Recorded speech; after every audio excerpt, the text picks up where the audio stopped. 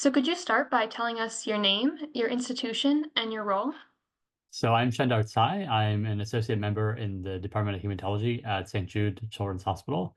I serve as co-chair of the steering and coordinating committees of the SCGE NIH Somatic Cell Genome Editing Consortium. And my lab works on genome editing technologies towards therapeutics.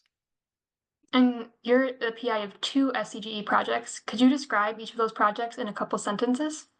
Definitely. So we have two projects that we're excited about, focused on really advancing state-of-the-art methods for understanding the genome-wide activity of editors for people to use in their investigational new drug applications or IND applications towards clinical trials. And so these two methods are called GuideSeq-2 and CHANGE-seq. And so GuideSeq is a cell-based method for understanding the genome-wide off-targets of CRISPR editors, and CHANGE-seq is a similar biochemical method, again, for selectively sequencing DNA that's been modified by genome editors. And then what do you specifically work on within your research projects? Yeah, so I'm the PI of the project, so I kind of help design the experiments, supervise the overall work, and I get to see some of the cool ideas come to life. The two different projects I mentioned are led by Azusa Matsubara in my lab, who leads the GuideSeq efforts, and Varun Kata, who leads the efforts on ChangeSeq. And then what's your favorite thing about either your research for either of these projects or your research in general?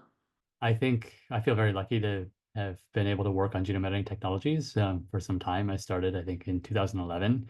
I think overall these projects are pretty cool because they have pretty direct impact on a number of different groups and people trying to translate genome editing technologies towards therapeutics, right? So basically, our work is to really enable others to use this work. So we're trying to basically kind of standardize the methods to optimize them such that any group can really characterize the global activities of their editors towards translating highly active and specific editing strategies for therapeutics.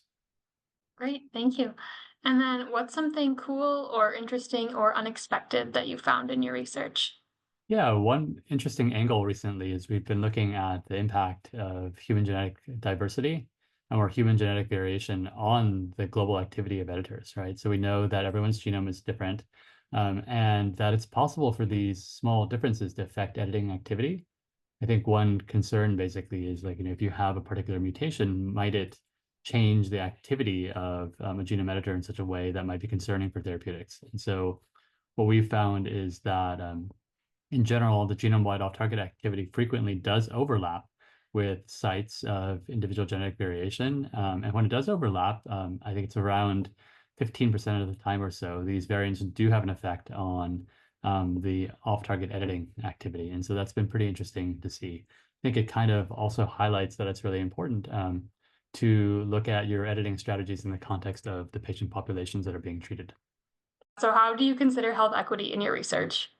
So I think that's a really important question, right? And I think at the SCGE, we kind of had a whole session dedicated to this health equity question at the very beginning of the kickoff of this phase two of the SCGE consortium. I think that probably we all believe that these types of genomic medicines should be equitably available to all people. And so how do you ensure that that's possible? I think one aspect is that you need to basically conduct the research in the genetic background of the patient populations that are relevant. And so that's relates to the research I mentioned to you before, where we're trying to understand, again, the impact of genetic variation on editing activity across different populations. What's an advancement that you think will happen in genome editing or gene therapy in the next 10 years or so? So I probably start to answer that by first looking back, right? So I mentioned that I started working in genome editing more than 10 years ago, and I think things have come such a long way. I think at that point you needed to engineer proteins such as like zinc fingers and talons to target new sites, and now we're in this era of RNA guided editors, right? So like CRISPR editors where you can program them simply by providing a new guide RNA molecule.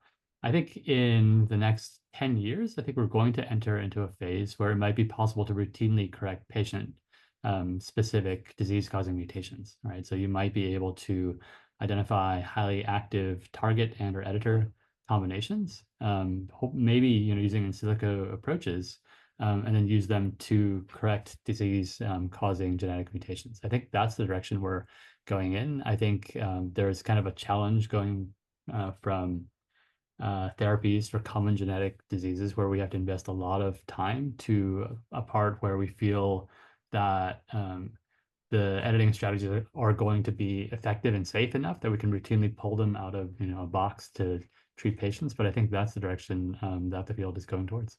How do you and your team engage with patients or patient advocacy groups in your research?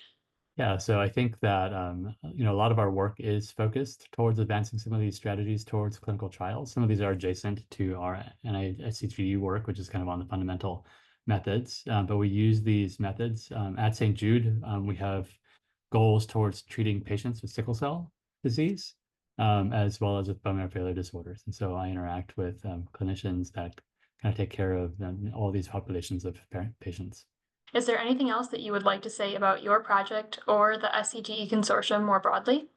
Yeah, I would say that this phase of the consortium has been pretty exciting because it's been really focused in advancing in vivo genome editing therapies. It's been an opportunity for, I think, a bunch of the groups to work together towards, these common goals. I think it's also unique in the sense that the different groups get to share information related to how to advance towards IND applications. And that's something I think, often it's proprietary, in a corporate setting. And so I think that's what's pretty unique about this academic consortia is that I think potentially some of the learnings towards advancing in vivo genome editing therapeutics could be shared both within this group initially, but maybe broadly with the community at large. Finally, I think I'm pretty excited that some of the methods that we've been developing, like GuideSeq2 or ChangeSeq for base editors, are being adopted by members of the consortia, and so I feel grateful that these methods might eventually help identify the best therapies to move forward with.